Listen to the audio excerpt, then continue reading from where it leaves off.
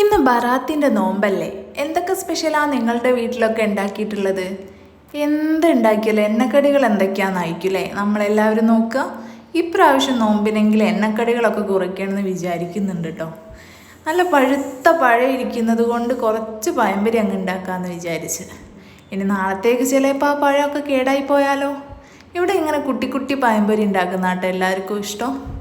നല്ല പഴുത്തിട്ടുള്ള പഴം കൊണ്ട് ചെറിയ ചെറിയ പഴംപൊരി ഉണ്ടാക്കിയിട്ട് കട്ടൻ ചായം കൂട്ടി അടിക്കുന്നതാണ് എനിക്ക് ഏറ്റവും ഇഷ്ടം.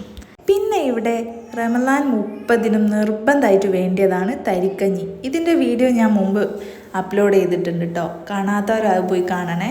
ഇത് ഞങ്ങളുടെ വീട്ടിൽ നിർബന്ധമാണ്, പ്രത്യേകിച്ച് ഉപ്പക്ക്. ഇതിൻ്റെ അളവും കാര്യങ്ങളൊക്കെ മാറിപ്പോയാൽ ഒന്നെങ്കിൽ കട്ടിയായി പോവും അല്ലെങ്കിൽ ലൂസായി പോവും. പിന്നെ രണ്ടും മധുരമായ സ്ഥിതിക്ക് ഇനി കുറച്ച് എരിവാക്കല്ലേ.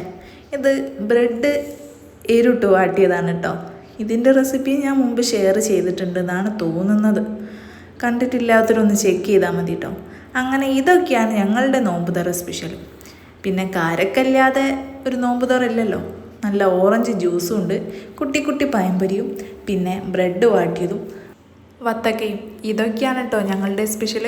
ചാനൽ ഇഷ്ടപ്പെട്ടിട്ടുണ്ടെങ്കിൽ സബ്സ്ക്രൈബ് ചെയ്ത് കമൻറ്റ് ചെയ്യണേ.